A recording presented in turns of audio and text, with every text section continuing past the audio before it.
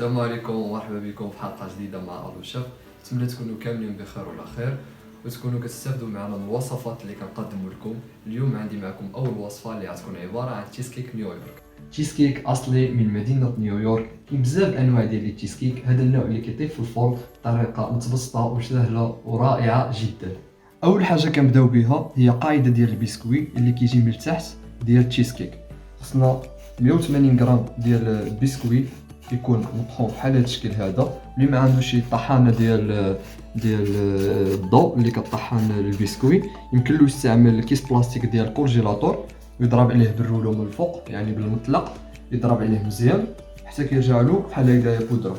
وغادي نحتاجو 80 غرام ديال الزبده دايبه. كنضيفو لو بور ديالنا على البسكوي وكنحركو مزيان حتى كيتجانس الخليط مع بعضياتو. ونحركو حتى كنحسو داك البسكوي بدا كيتجمع. بالنسبه للبسكوي انا استعملت بسكوي ماريا، نتوما تقدروا تستعملوا اي بسكوي بغيتوه على حسب الذوق اللي بغيتو نتوما. صافي ملي كيتجمع البسكوي مزيان مع الزبده كنعملوها في المول ديالو. وهذا المول اللي غنستعمل انا تقريبا فيه ما بين 20 سنتيمتر حتى 23 سنتيمتر. شبرو بسكوي مع الزبده اللي عملنا نعملوها في المول، كنوزعوها معلقه كامل للمول بحال هكا وكنتكيو عليه. صافي كنبقاو نتكيو مزيان على البسكوي في المول وكندخلوه يطيب على 180 درجه الحراره 10 دقائق. ندخلوه في الفوق باش داك البسكوي كيعطينا ديك القرمشه، وكنريقلوه على 180 درجه الحراره 10 دقائق. صافي من بعد ما دخلنا المول من الفران باش يطيب هو ولو بو والبسكوي، دابا غادي ندوزو لاباغي ديال التشيز كيك. غنحتاجو فيها دقيق عندنا 40 غرام، ملعقه صغيره من الملح، واحد ليمونه معصره اللي هو الحامض، هنا لي زيز ديالها القشره ديالها، عندنا هنايا اصفر ديال البيض واحد، 5 ديال البيضات، لاغوم ديال الفاني اللي عنده كوز فاني من الافضل، حنايا استعملنا لاغوم ديال الفاني. هنايا عندنا الجبنه كريميه يعني ماشي جبن بلدي 400 غرام، 120 غرام ديال السكر سنيده، عندنا 350 غرام ديال القشده الطريه كريم فريش. بالنسبه للجبن ديالكم ملي تكونوا غتستعملوه خرجوه من الثلاجه، خليوه على برا يعني بدرجه حراره المطبخ باش يكون فحال هكذا كريم، باش ملي كنخلطوه مع المقادير اخرين ما كيعطيناش شي الحبيبات وكيكون ليس.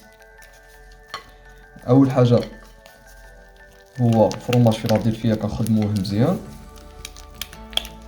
ديك الساعه كنبدلو كنحيدو الماغيز يعني سباتول ديالنا هادي هي، وكنجيبو فوي نخبط اليدين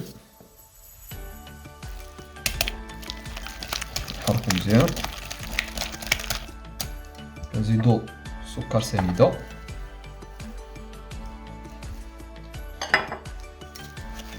انا خدمت بطريقه يعني يدويه. بالنسبه للناس يعني اللي ما عندهمش الخلاط الكهربائي في الدار يمكن لهم يستعملوا هذه الطريقه هذه اللي هي متبسطه. كنمزجو مزيان الخليط ديالنا الفرماج فيلادلفيا مع السكر سنيده، كنزيدو عليهم الدقيق،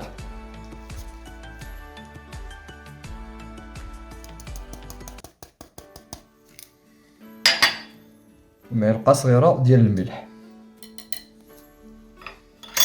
كنحركو الخليط كامل مع بعضياتو.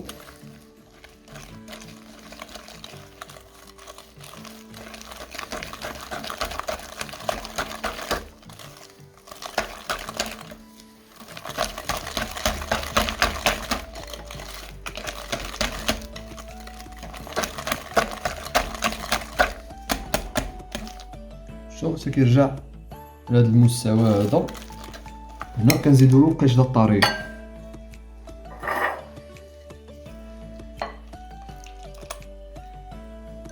كنزيدو النصف ديالها نخلطو بشويه.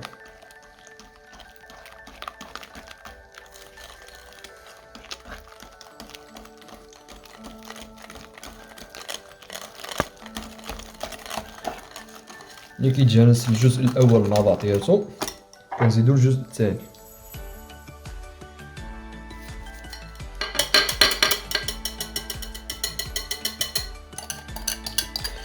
دائما في لاغوسيط ديالنا كنحاولوا كاع المقادير ما نقصوا فيهم حتى شي حاجه باش تخرج لنا النتيجه صحيحه. صافي وكنبقاو نحركوا الجزء الثاني اللي ضفناه ديال الطيجده الطاريه حتى كيتخلط مزيان مع الخليط ديالنا. خلط مزيان. صراحه هاد التشيز نيولو الطريقه ديالو سهله، خصها شويه ديال التركيز وكيجي لذيذ بزاف.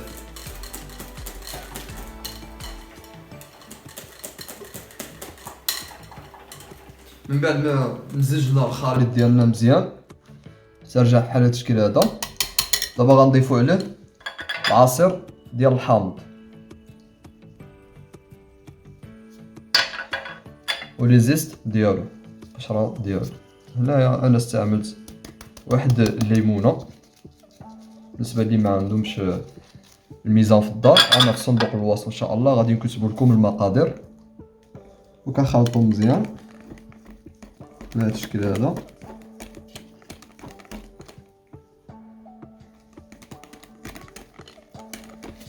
دابا كنزيدو البيض اللي عندنا، هما 5 ديال البيضات كنضيفوهم ورا الخليط وكنزيدو له واحد اصفر البيض.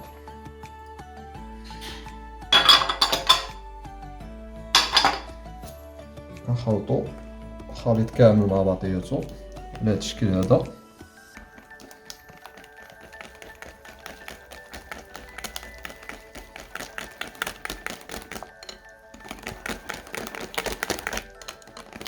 صافي هنا كنزيدو نكهه ديال الفاني، معلقه كبيره. بالنسبه اللي عنده كوز فاني كما قلت من الافضل باش ملي كنقطعو التشيز كيك ملي كيطيبو كيوجدو كنقطعوه كيبانو ديك الحبيبات ديال كوز فاني. زيدنا النكهه ديال الفاني، كنميلونجيو الخليط كامل مع بعضو، نخلطوه مزيان. من بعد ما طاب البسكوي الاولاني اللي عملناه في الفران هو كيرجع في هذا اللون هذايا. هنا كيفاش كنعرفوه راه وجد باش كيعطينا ديك القرمشه. كنعملوا له بابي الومنيوم من التحت بهذه الطريقه هذه باش ملي كندخلوه من الفران يطيب، حيت غيطيب باماغي يعني في الماء حمام مريم، ما يدخلش معاه الماء من التحت. ملي كنعملوا بابي الومنيوم على هذا الشكل هذا كما كتشوفوا، نحاولوا نسدو مزيان ديك الجوانب اللي مفتوحين.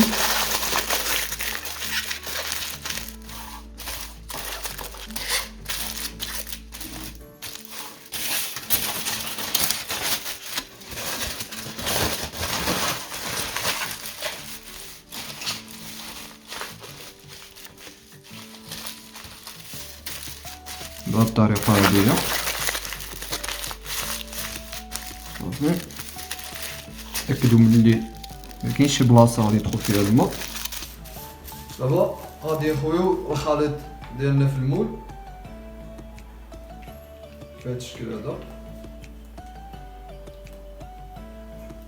شوفوا عملنا واحد الصينيه هنا عمرنا فيها الماء وخليناها حتى يسخن داك الماء. عاد غادي ندخلو المول اللي فيه تشيز كيك بهذا الشكل هذا.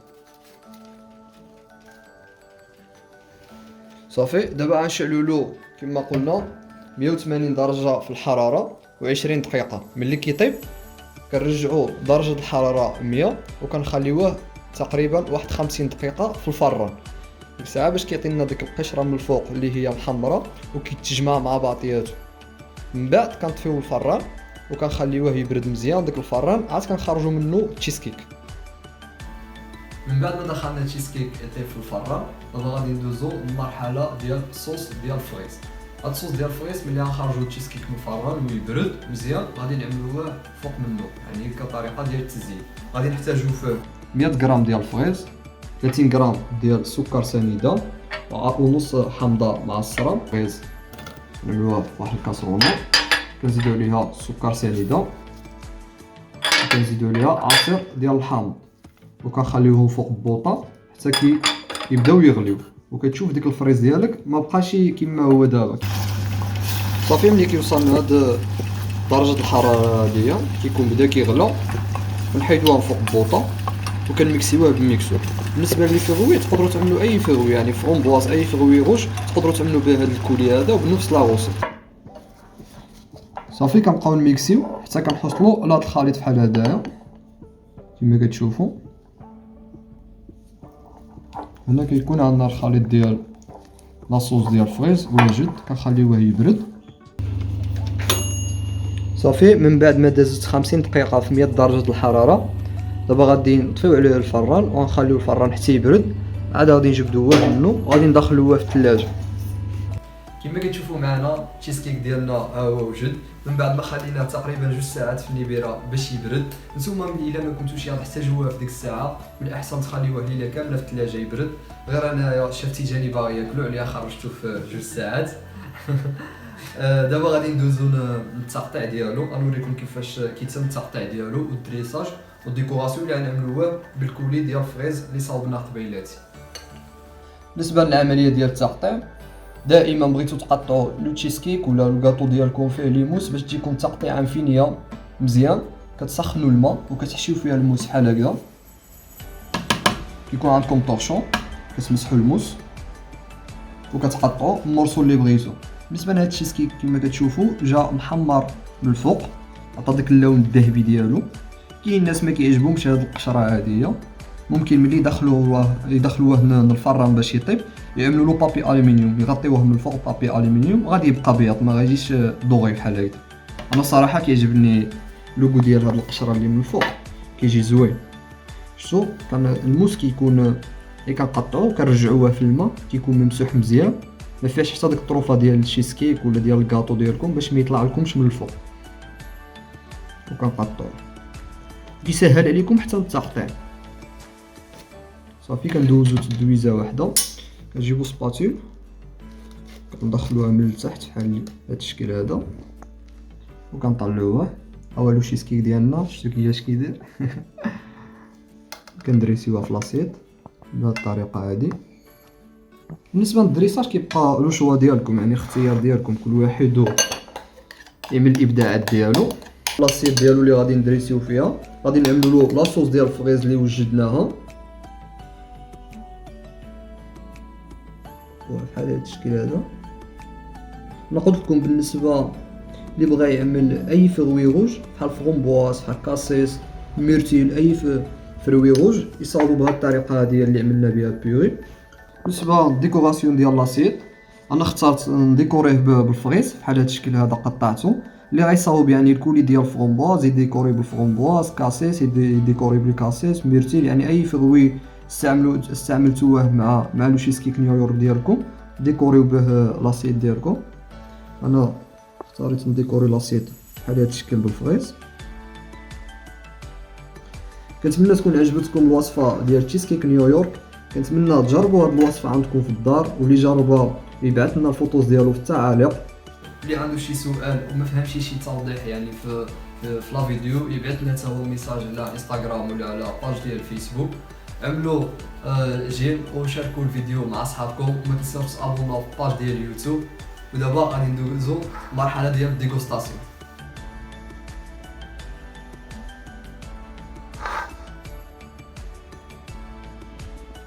وكما كنقولوا دائما مع الو شاف كلشي عيولي شاف. بالصحه والراحه. نتلاقاو في الحلقه المقبله ان شاء الله.